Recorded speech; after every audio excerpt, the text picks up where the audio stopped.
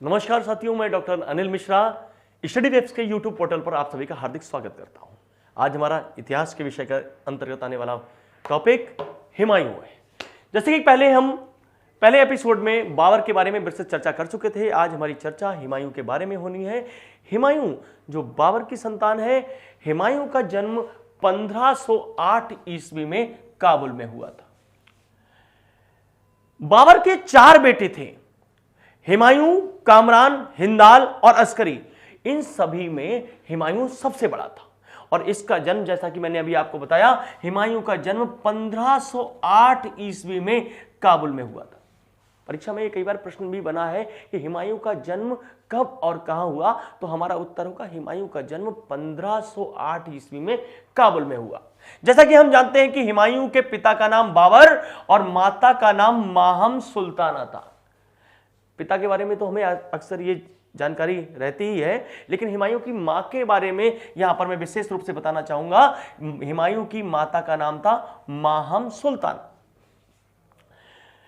1530 ईस्वी में बाबर की मृत्यु हो गई और बाबर की मृत्यु के बाद उसका सबसे बड़ा बेटा हुमायूं 23 वर्ष की उम्र में दिल्ली का शासक बना। परीक्षा में यह भी कई बार प्रश्न आया है कि हुमायूं किस उम्र में दिल्ली की गद्दी पर बैठा, तो हमारा उत्तर होगा कि हुमायूं 23 वर्ष की उम्र में दिल्ली की गद्दी पर बैठा। और जब हुमायूं दिल्ली की गद्दी पर बैठा तो उसे अनेक चुनौतियों का सामना करना पड़ा। सबसे पहले जो उसके सामने चुनौतियां उपस्थित हुई वो मिर्जा लोगों की चुनौती थी। ये शासन में ऊंचे ऊंचे पदों पर नियुक्त किए गए अधिकारी थे और ये उच्च कुल के होने के कारण शासन में अपना विशेष महत्व रखते थे। मिर्जा 2 शब्दों से मिलकर बना है, मीर प्लस जा। मीर का मतलब होता है श्रेष्ठ और जा का मतलब होता है उत्पन्न हुआ, यानी जो श्रेष्ठ कुलों में उत्पन्न हुए थे उन्हें मिर्जा लोग कहते थे और इनको अपने उच्च रक्तीय या उच्च नस्ल का होने का एक विशेष गुमान था और राज्य में ये ऊंचे ऊंचे पदों की आकांक्षा रखते थे। और यही कारण था कि हुमायूं को इन्हें संतुष्ट करने में अधिक परिश्रम करना पड़ा। लेकिन हुमायूं को जो प्रारंभ में सबसे बड़ी चुनौती का सामना करना पड़ा वो था उसका फूफा ख्वाजा मेहंदी। आपको बता दें कि बाबर के बाद मुगल सल्तनत में सबसे ज्यादा पावरफुल और सबसे ज्यादा रसूखदार अगर कोई व्यक्ति था तो वो था उसका फूफा ख्वाजा मेहंदी। और ख्वाजा मेहंदी ये चाहता था कि गद्दी का बाबर के बाद उत्तराधिकारी वही बने और उसने हुमायूं के खिलाफ एक षड्यंत्र करना चालू कर दिया। ख्वाजा मेहंदी और हुमायूं के प्रधानमंत्री निजामुद्दीन के साथ मिलकर उसने दिल्ली की गद्दी को हथियाने का प्रयास किया। लेकिन हुमायूं को शीघ्र ही इसकी सूचना प्राप्त हो गई और उसने ख्वाजा मेहंदी को देश से निकालने की योजना बनाई और इस तरह से उसने अपनी इस प्रारंभिक समस्या का बड़ी ही दृढ़तापूर्वक सामना किया। हुमायूं इन समस्याओं से तो लगभग छुटकारा पा चुका था, जैसा कि मैंने आपको बताया कि एक तो मिर्जा लोग और दूसरा उसका फूफा ख्वाजा मेहंदी, लेकिन उसकी समस्याएं अंत होने का नाम नहीं ले रही थी क्योंकि एक के बाद एक नई समस्याएं उसके सामने खड़ी हो गईं और वो थे उसके भाई। और ये भाई कौन है? कामरान, हिंदाल और अस्करी। ये भी राज्य के बड़े बड़े हिस्सों के दावेदार बनते नजर आ रहे थे और अंदर ही अंदर षड्यंत्र तैयार कर रहे थे। हुमायूं इस स्थिति को अच्छी तरीके से समझ चुका था। उसने इनको संतुष्ट करने के लिए अपने राज्य का विभाजन कर लिया और अपने भाइयों को संतुष्ट करने के लिए, जैसा कि हम यहां पर देख रहे हैं, कि उसने कामरान को काबुल और कंधार की जागीर प्रदान करके उसको संतुष्ट करने का प्रयास किया। वहीं अपने दूसरे भाई हिंदाल को उसने सिंध की जागीर दे दी और अस्करी को अलवर का क्षेत्र देकर काफी हद तक संतुष्ट करने का प्रयास किया। लेकिन हुमायूं के ये भाई उसके लिए जीवन भर ही चुनौतियां बने रहे और समय समय पर इन्होंने हुमायूं के लिए अनेक उलझनें पैदा कर दी। हुमायूं ने इन समस्याओं का सामना तो कर लिया, लेकिन उसकी समस्याएं, जैसा कि हम बता चुके हैं कि एक के बाद एक समस्याओं को वो समाप्त करता था, अगली समस्या पुनः खड़ी हो जाती थी। इस समय अफगानों ने भी उसके खिलाफ उठ खड़े होने की कोशिश जारी रखी और परिणामतः 1532 ईस्वी में हुमायूं और अफगानों के बीच दोहरिया का युद्ध हुआ। ये बहुत इंपॉर्टेंट है कि दोहरिया का युद्ध कब हुआ। हमारा उत्तर होगा दोहरिया का युद्ध 1532 ईस्वी में हुमायूं और अफगानों के बीच हुआ और इस युद्ध में हुमायूं को सफलता हासिल हुई। हुमायूं ने काफी हद तक इन जो है शुरुआती चुनौतियों का सामना किया और उनको निस्ते नाबूद किया। लेकिन एक प्रख्यात इतिहासकार लेन पूल ने जो है बहुत ही उचित शब्दों में लिखा है कि वह जीवन भर लड़खड़ाता रहा और लड़खड़ाते लड़खड़ाते ही उसकी मृत्यु हो गई। ये किसके संदर्भ में कहा था? कई बार अगर ये परीक्षा में ये प्रश्न आता है या ये वक्तव्य आता है तो हम इसका उत्तर देंगे लेन पूल। लेन पूल ने कहा था वह जीवन भर लड़खड़ाता रहा, वह जीवन भर लड़खड़ाता रहा और लड़खड़ाते लड़खड़ाते उसकी मृत्यु हो गई। ध्यान दीजिएगा, कई बार ये परीक्षा में प्रश्न बना है कि किस इतिहासकार ने कहा था कि हुमायूं जीवन भर लड़खड़ाता रहा और आखिर में लड़खड़ाते लड़खड़ाते ही उसकी मृत्यु हो गई। तो हमारा उत्तर होगा लेन पूल। हुमायूं के बारे में जो कई क्वेश्चन अक्सर परीक्षा में पूछे गए हैं, जैसे कि हुमायूं सप्ताह में 7 दिन 7 रंग के कपड़े पहनता था। क्यों? क्योंकि हुमायूं एक बहुत अच्छा ज्योतिषी था और साथ ही बहुत अच्छा खगोल शास्त्री भी था। ज्योतिष में विश्वास होने के कारण वो सप्ताह में 7 दिन 7 रंग के कपड़े पहनता था। ये प्रश्न बनता है कि कौन सा मुगल बादशाह सप्ताह में 7 दिन 7 रंग के कपड़े पहनता था? उत्तर होगा हुमायूं। हुमायूं सप्ताह में 7 दिन 7 रंग के कपड़े पहनता था। और दूसरी बात, हुमायूं के बारे में एक और खास बात है कि वह अफीम का बहुत बड़ा शौकीन था। कई बार एग्जाम में यह प्रश्न आया भी है कि कौन सा मुगल बादशाह अफीम का बहुत बड़ा शौकीन था? तो हमारा उत्तर होगा हुमायूं अफीम का बहुत बड़ा शौकीन था। हुमायूं किस चीज का शौकीन है? अफीम का। वही आपको, जैसे मैंने आपको बताया कि हुमायूं एक बात और, हुमायूं अपने पिता की तरह एक विद्या व्यसनी था। उसको पढ़ाई लिखाई में बहुत आनंद आता था। यही कारण था कि हुमायूं जहां भी जाता था उसका पुस्तकालय उसके साथ जाता था। यह भी प्रश्न परीक्षा में कई बार आया है कि वह कौन सा मुगल सम्राट था जो जहां भी जाता था उसका पुस्तकालय उसके साथ जाता था।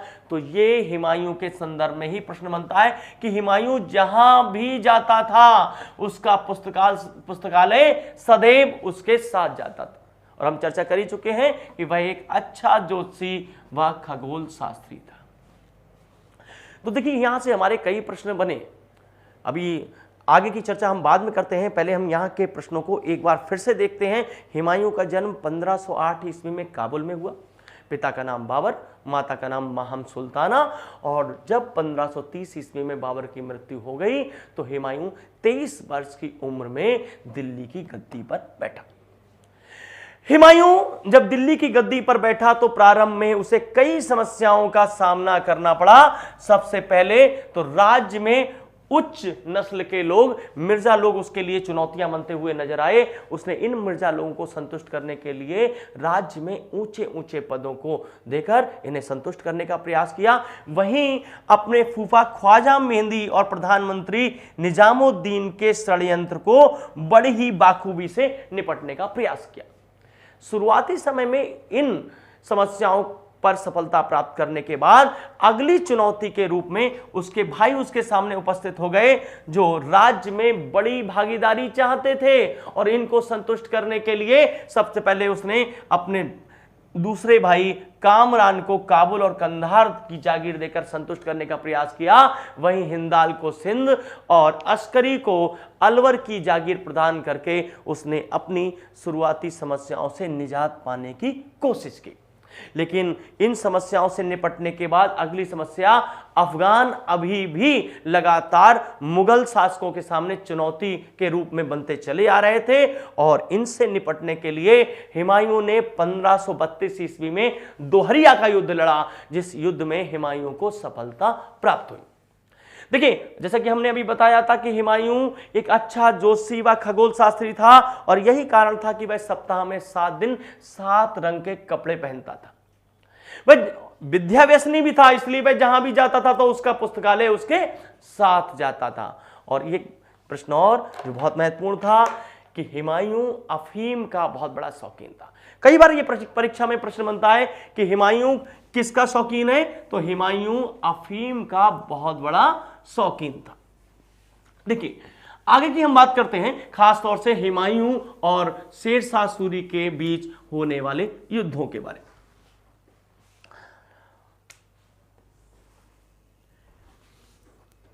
अफगानों के मंसूबे लगातार बढ़ते जा रहे थे और अब अफगानों को एक योग्य नेता मिल चुका था जिसका नाम था शेरशाह सूरी। शेरशाह सूरी के नेतृत्व में अफगान बहुत शक्तिशाली हो गए थे और अब उन्होंने मुगलों को कर देना बंद कर दिया। देखिए यहां पर हम देखेंगे जो है अफगानों की स्थिति, ये बिहार और बंगाल क्षेत्रों में ये काफी मजबूती से मुगल साम्राज्य के सामने चुनौती बने हुए हैं। और मैंने जैसा कि आपको बताया कि इनको एक योग्य सेनापति मिल चुका था जिसका नाम था शेर खां, और इसी शेर खां को बाद में इतिहास में शेरशाह सूरी के नाम से जाना जाता है। जब अफगानों ने मुगलों को कर देना बंद कर दिया तो मुगल दरबार के सामने यह समस्या उपस्थित हो गई कि अब अफगानों को सबक सिखलाना आवश्यक है, और हुमायूं इन अफगानों को सबक सिखलाने के लिए एक सेना लेकर आगे चल पड़ता है। और 1539 ईस्वी में चौसा नामक स्थान पर चौसा नामक स्थान पर हुमायूं और शेरशाह सूरी के बीच एक युद्ध होता है जिसे इतिहास में चौसा के युद्ध के नाम से जानते हैं। चौसा नामक स्थान पर हुमायूं व शेरशाह सूरी के बीच चौसा का युद्ध हुआ। देखिए चौसा का युद्ध 1539 ईस्वी में हुमायूं और शेरशाह सूरी के बीच हुआ। इस युद्ध में अफगानों ने असाधारण जो है पुरुषार्थ और वीरता का परिचय दिया और हुमायूं को बुरी तरीके से पराजित किया। हुमायूं इस युद्ध में बुरी तरीके से पराजित होता है। किसी तरीके से अपनी जान बचाने के लिए वो गंगा नदी में घोड़े समेत कूद जाता है, और गंगा नदी में कूदने के बाद जब वो डूबने लगता है तो वहां पर एक उपस्थित जो एक नाविक, एक मछुआरा जो है वो हुमायूं की जान बचाता है, और इसके बदले में हुमायूं प्रसन्न होकर उस मछुआरे को एक दिन का बादशाह घोषित करता है। कई बार ये परीक्षा में ये प्रश्न बना है कि हुमायूं ने किस युद्ध के पश्चात गंगा नदी में कूदकर अपनी जान बचाई, तो चौसा युग के युद्ध के पश्चात, चौसा के युद्ध में हुमायूं ने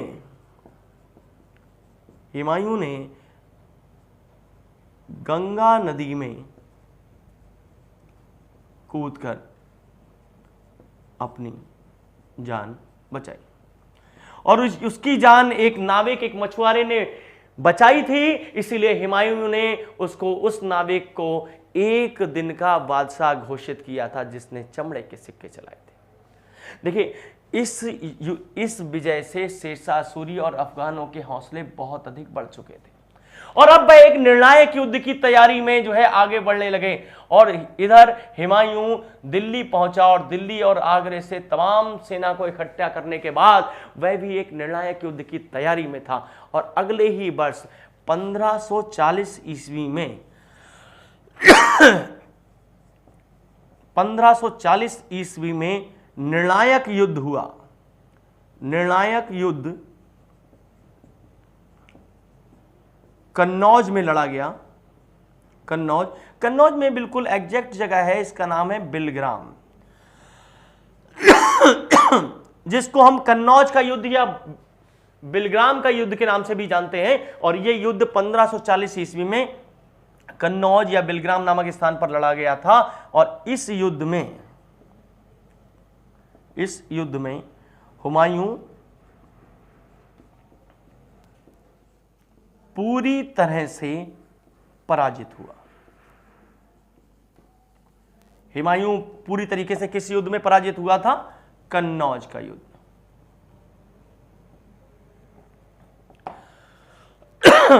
तो अगर आपसे प्रश्न परीक्षा में यह प्रश्न आता है कि कन्नौज का युद्ध या बिलग्राम का युद्ध कब लड़ा गया, तो 1540 ईस्वी में। और इस युद्ध के बाद हुमायूं पूरी तरीके से पराजित होता है और इसके बाद वह सिंध भाग जाता है, जहां पर उसका भाई हिंदाल मौजूद है। हुमायूं कहां भाग जाता है? सिंध। और इस युद्ध के पश्चात हुमायूं सिंध भाग जाता है। देखिए, हुमायूं परास्त होकर अफगानों से सिंध भाग जाता है और अफगान विजयी होते हैं और दिल्ली की गद्दी पर अधिकार कर लेते हैं। और यहां से शेर शाह सूरी के नेतृत्व में द्वितीय अफगान साम्राज्य की स्थापना दिल्ली में होती है। तो अगर आपसे प्रश्न आता है कि दिल्ली पर द्वितीय अफगान साम्राज्य की स्थापना किसने की, तो हमारा उत्तर होगा कि दिल्ली पर द्वितीय अफगान साम्राज्य की स्थापना शेर शाह सूरी ने की।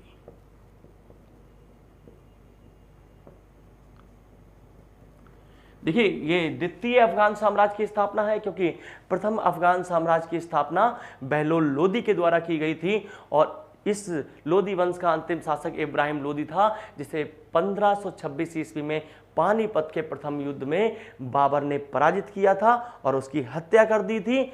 और इसके बाद अफगान लगातार मुगलों से संघर्ष करते रहे और शेर शाह सूरी के कुशल नेतृत्व में 1540 ईस्वी में कन्नौज के युद्ध के बाद उनको पुनः दिल्ली की सत्ता की प्राप्ति हुई और दिल्ली पर द्वितीय अफगान साम्राज्य की स्थापना का जो श्रेय है वो शेर शाह सूरी को जाता है। जैसा कि मैंने आपको बताया कि हुमायूं सिंध भाग गया था और सिंध में अपने भाई हिंदाल के यहां रहने लगा। हिंदाल सिंध में ही उसको हिंदाल के एक सिया शिक्षक की पुत्री से प्रेम हो जाता है जिसका नाम है हमीदा बानो।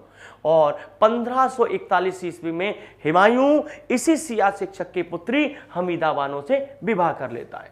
तो हुमायूं का विवाह कब हुआ, तो यहां पर हम देखेंगे कि हुमायूं का विवाह 1541 ईस्वी में हिंदाल के सिया शिक्षक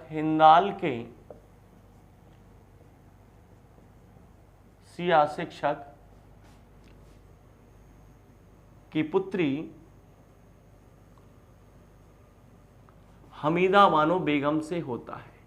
हमीदा बानो बेगम से होता है। हुमायूं की पत्नी का क्या नाम था? हुमायूं की पत्नी का नाम था हमीदा बानो बेगम। और आपको बता दें, ये बात हिंदाल को अच्छी नहीं लगती है और हिंदाल हुमायूं से स्पष्ट रूप से कह देता है कि आप मेरे क्षेत्र से चले जाइए। और इसके बाद हुमायूं अपनी पत्नी के साथ सिंध को छोड़ देता है और इधर उधर सहायता मांगने का प्रयास करता रहता है। हुमायूं सहायता प्राप्ति के लिए मारवाड़ के शासक मालदेव से संपर्क जोड़ता है और मालदेव उसे आश्वासन देते हैं कि वह उसको सहायता प्रदान करेंगे, आश्रय प्रदान करेंगे। लेकिन जैसे ही ये खबर शेर शाह सूरी तक पहुंचती है कि हुमायूं को मारवाड़ का शासक मालदेव सहायता देने का वचन दे रहा है, शेर शाह सूरी के सैनिक अधिकारी मारवाड़ के शासक मालदेव से संपर्क स्थापित करते हैं और स्पष्ट रूप से उनको कहीं ना कहीं चेतावनी देते हुए कहते हैं कि अगर आपने हुमायूं की मदद की तो दिल्ली से आपको दिल्ली की शत्रुता का सामना आपको करना पड़ेगा। और इसके बाद मालदेव वो अंदर ही अंदर ये वचन देता है कि जब भी हुमायूं उसके पास पहुंचेगा तो वह हुमायूं को गिरफ्तार करा देगा। हुमायूं को यह सूचना प्राप्त हो जाती है कि मालदेव अब शेर शाह सूरी से मिल गया है। इससे पहले कि हुमायूं गिरफ्तार हो जाए वो वहां से चल देता है, वहां से वापस चला जाता है और अमरकोट के राजा वीरसाल के यहां रुकता है। और वहीं 1542 ईस्वी में हुमायूं को एक पुत्र रत्न की प्राप्ति होती है जिसका नाम वह अकबर रखता है।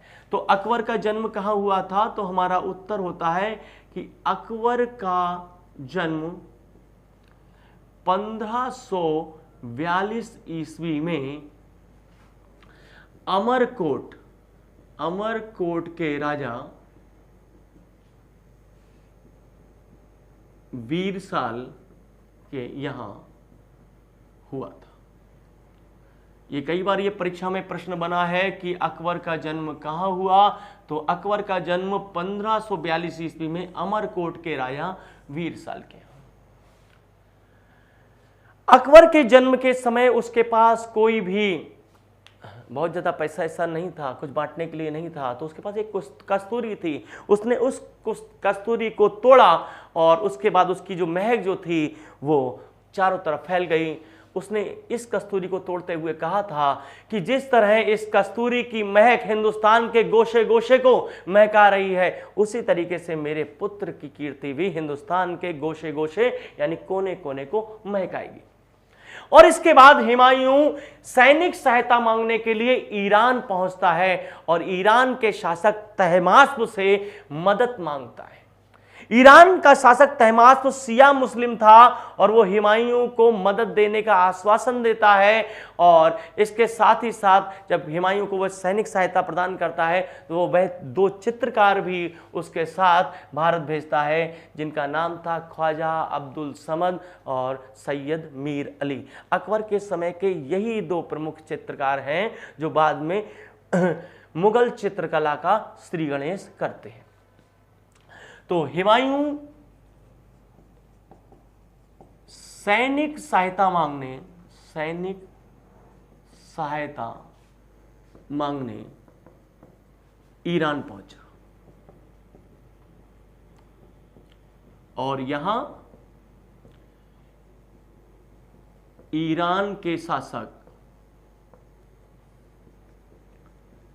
तहमास्प से उसे सैनिक सहायता प्राप्त हुई। जैसा कि मैंने आपको बताया था कि ईरान के इस शाह शासक तहमास्प ने हुमायूं को 2 चित्रकार भी भेंट किए थे, जिनके नाम थे ख्वाजा अब्दुल समद और सैयद मीर अली। तहमास्प द्वारा हुमायूं को भेंट किए गए चित्रकार नंबर 1 ख्वाजा अब्दुल समद और नंबर 2 सैयद मीर अली।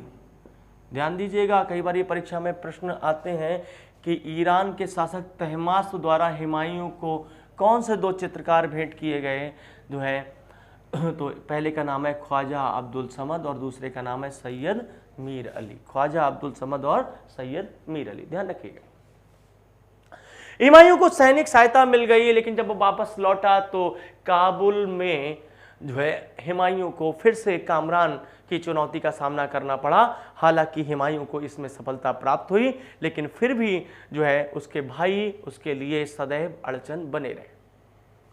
इस सैनिक सहायता के बाद 1555 ईस्वी में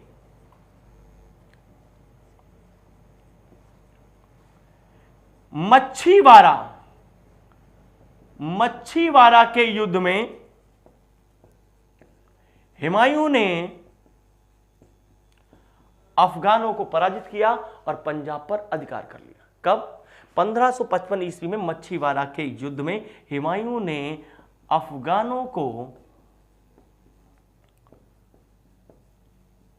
पराजित कर पंजाब पर अधिकार कर लिया। और यही नहीं, इसी वर्ष 1555 ईस्वी में सरहिंद के युद्ध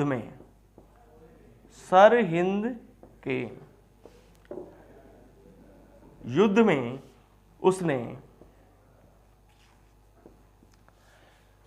अफगान सेनापति सिकंदर सूर को पराजित किया और इस बार उसने दिल्ली की सत्ता को पुनः प्राप्त किया। किस युद्ध के बाद? 1555 ईस्वी में सरहिंद के युद्ध में उसने अफगान सेनापति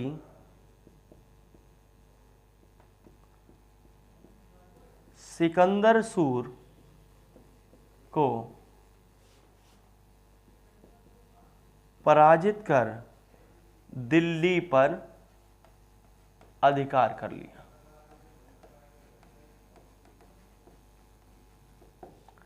ध्यान दीजिएगा, ये दोनों युद्ध बड़े महत्वपूर्ण हैं। 1555 ईस्वी में ही मच्छीवाड़ा का युद्ध होता है जिसमें उसने अफगानों को पराजित करके पंजाब पर अधिकार कर लिया। वहीं इसी वर्ष 1555 ईस्वी में ही सरहिंद के युद्ध में उसने अफगान सेनापति सिकंदर सूर को पराजित करके दिल्ली पर अधिकार कर लिया।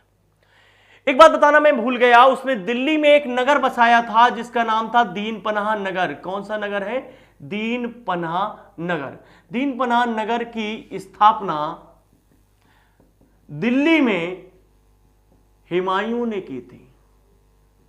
हुमायूं ने की थी और इसी दीन पनाह नगर में स्थित शेर मंडल लाइब्रेरी में एक दिन वो किताब पढ़ रहा था। अचानक सीढ़ियों से उसका पैर फिसल गया और सीढ़ियों से पैर फिसल जाने के बाद उसकी मृत्यु हो गई 1556 ईस्वी में।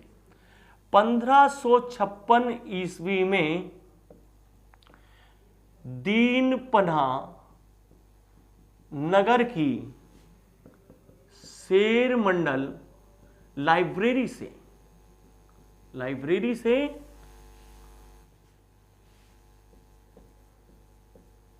पैर फिसल जाने से उसकी मृत्यु हो गई। ये क्वेश्चन भी कई बार परीक्षा में आया हुआ है कि किस मुगल बादशाह की लाइब्रेरी में सीढ़ियों से पैर फिसल जाने से मृत्यु हुई थी? तो हमारा उत्तर होगा हुमायूं की 1556 ईस्वी में दिल्ली में शेर मंडल लाइब्रेरी से पैर फिसल जाने से मृत्यु हो गई। और आपको बता दें हुमायूं को दिल्ली में ही दफना दिया गया और हुमायूं का मकबरा कहां है? दिल्ली में। हुमायूं का मकबरा दिल्ली में। हुमायूं का जो पूरा जीवन चरित्र है वो उसकी मौसेरी बहन गुलबदन बेगम ने फारसी भाषा में लिखा था जिसका नाम है हुमायूं नामा। अगर परीक्षा में प्रश्न आता है कि हुमायूं नामा की लेखिका कौन है तो हमारा उत्तर होगा गुलबदन बेगम। गुलबदन बेगम किसकी लेखिका है? हुमायूं नामा की। हुमायूं नामा की लेखिका गुलबदन बेगम है। ये काफी महत्वपूर्ण प्रश्न है, कई बार पूछा जाता है। हुमायूं नामा की लेखिका कौन है? हमारा उत्तर होगा गुलबदन बेगम। आइए संक्षेप में इसको एक बार फिर से समझने का प्रयास करेंगे। हुमायूं का जन्म 1508 ईस्वी में काबुल में हुआ। उनके पिता का नाम बाबर तथा माता का नाम माहम अनगा था। 1530 ईस्वी में बाबर की मृत्यु के बाद हुमायूं 23 वर्ष की उम्र में नसीरुद्दीन मोहम्मद हुमायूं के नाम से दिल्ली की गद्दी पर बैठा।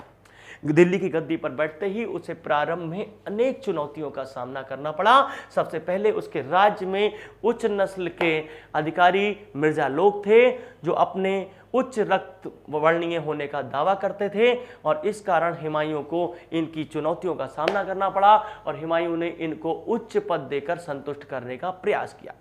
वही सबसे बड़ी चुनौती उसको अपने फूफा ख्वाजा मेहंदी से मिली जो बाबर के बाद सबसे शक्तिशाली व्यक्ति था। उसने प्रधानमंत्री निजामुद्दीन के साथ मिलकर एक षड्यंत्र किया और वो हुमायूं को गद्दी से हटाने के लिए पूरी तरीके से आश्वस्त था। ये परंतु जो है सौभाग्यवश इसकी सूचना हुमायूं को प्राप्त हो जाती है और हुमायूं ख्वाजा मेहंदी को देश से निकालने का आदेश देते थे। प्रारंभ में इन समस्याओं से निपटने के बाद उसको अगली समस्या अपने भाइयों से अगला संघर्ष अपने भाइयों के से झेलना पड़ा और आप जैसे कि देखते हैं कि उसने अपने भाइयों को अपने राज्य के कुछ क्षेत्र देकर उसे संतुष्ट किया, जैसे कि कामरान को कंधार और काबुल की जागीर देकर, हिंदाल को सिंध की जागीर देकर, अस्करी को अलवर की जागीर देकर काफ़ी हद तक संतुष्ट किया, लेकिन ये भाई जीवन भर उसके लिए चुनौतियां प्रस्तुत करते रहे। अगला नेता मिला जिसका नाम था शेरशाह सूरी, और शेरशाह सूरी से हुमायूं का पहला एक भयानक युद्ध 1539 में हुआ, जिसे चौसा के युद्ध के नाम से जानते हैं। इस चौसा के युद्ध में हुमायूं पराजित हुआ। किसी तरह से उसने घोड़े समेत गंगा नदी में छलांग लगा दी और उसको एक नाविक द्वारा बचाया गया, और इस नाविक को हुमायूं ने एक दिन का बादशाह घोषित किया था। इस युद्ध से अफगानों के हौसले बहुत मजबूत हो गए थे और अब वो निर्णायक युद्ध की तैयारी में थे। 1540 ईस्वी में हुमायूं और शेरशाह सूरी के बीच कन्नौज यानी बिलग्राम में एक निर्णायक युद्ध हुआ, जिसे कन्नौज का युद्ध या बिलग्राम के युद्ध के नाम से जानते हैं। और इस युद्ध में हुमायूं पूरी तरीके से पराजित हुआ और सिंध भाग गया। इस युद्ध की सफलता से शेरशाह सूरी का आत्मविश्वास काफी बढ़ चुका था। उसने दिल्ली पर अधिकार कर लिया और दिल्ली पर द्वितीय अफगान साम्राज्य की स्थापना की। अगर परीक्षा में प्रश्न बनता है कि दिल्ली पर द्वितीय अफगान साम्राज्य का संस्थापक कौन था, तो हमारा उत्तर होगा शेरशाह सूरी। हुमायूं भारत से भागकर सिंध पहुंचता है और सिंध में अपने भाई हिंदाल के यहां शरण लेता है, और यहीं पर हिंदाल के एक सिया शिक्षक की पुत्री हमीदा बानो से उसका प्रेम हो जाता है और 1542 में हुमायूं उससे निकाह कर लेता है, और हुमायूं का विवाह 1541 ईस्वी में हमीदा बानो बेगम से हुआ। लेकिन यह बात उसके भाई को अच्छी नहीं लगती है और हुमायूं का भाई हिंदाल स्पष्ट शब्दों में हुमायूं को सिंध से जाने के लिए कहता है, और उसके बाद हुमायूं इधर उधर भटकता रहता है। वह मारवाड़ के शासक मालदेव से सहायता प्राप्त करने का प्रयास करता है, लेकिन वहां भी दाल नहीं गलती है। और इसके बाद हुमायूं इधर उधर भटकता रहता है। उसकी जो पत्नी गर्भवती होती है, वह अमरकोट के राजा वीरसाल के यहाँ आश्रय प्राप्त करते हैं, और यहीं 1542 ईस्वी में उसे एक पुत्र रत्न की प्राप्ति होती है, जिसका नाम वह अकबर रखता है। अकबर का जन्म 1542 ईस्वी में अमरकोट के राजा वीरसाल के यहाँ हुआ था। और इसके बाद हुमायूं अपने बीवी और बच्चों को काबुल में छोड़कर ईरान चला जाता है और ईरान के शासक तहमास्प से सैनिक सहायता प्राप्त करता है, और ईरान का शासक तहमास्प हुमायूं को सैनिक सहायता के साथ साथ 2 चित्रकार भी भेंट करता है, जिनके नाम थे ख्वाजा अब्दुल समद और सैयद मीर अली, जो अकबर के समय के सर्वश्रेष्ठ चित्रकार बने। हुमायूं इसके बाद उस सैनिक जो उसको ईरान से सैनिक सहायता मिली थी, इस सैनिक सहायता के बल पर वो पंजाब पर आक्रमण करता है। वो 1555 ईस्वी में मच्छीवाड़ा के युद्ध में वो अफगानों को पराजित कर पंजाब पर अधिकार कर लेता है, और इसी वर्ष यानी 1555 ईस्वी में वह अफगान सेनापति सिकंदर सूर को सरहिंद के युद्ध में पराजित करता है और दिल्ली को पुनः प्राप्त कर लेता है। जैसे कि मैंने आपको बताया था कि दिल्ली में दीन पनाह नगर की स्थापना हुमायूं द्वारा की गई। इसी दीन पनाह नगर की शेर मंडल लाइब्रेरी में वो 1556 ईस्वी में एक दिन किताब पढ़ रहा था। अचानक सीढ़ियों से उसका पैर फिसल गया और वो नीचे गिर गया और उसकी मृत्यु हो गई। हुमायूं की मृत्यु 1556 ईस्वी में दीन पनाह नगर की शेर मंडल लाइब्रेरी में हुई थी, और यहीं पर उसकी पत्नी हाजी बेगम ने उसको दिल्ली में ही दफना दिया, और उसका मकबरा कहाँ बना हुआ है? दिल्ली में। उसका जीवन चरित्र उसकी मौसेरी बहन जो है गुलबदन बेगम ने फारसी में लिखा था, जिस पुस्तक का नाम है हुमायूं नामा। हुमायूं नामा की लेखिका कौन थी? गुलबदन बेगम। देखिए, निश्चित ही आपको हमारा वीडियो पसंद आया होगा। जो है आप सभी से एक रिक्वेस्ट है, प्रार्थना है कि हमारे चैनल को ज़्यादा से ज़्यादा सब्सक्राइब करें, ताकि हमारे भी मनोबल में वृद्धि हो, और हम आपको लगातार इसी सीरीज में नए नए कंटेंट के साथ में जो है लगातार अगले वीडियो लाते रहेंगे। धन्यवाद।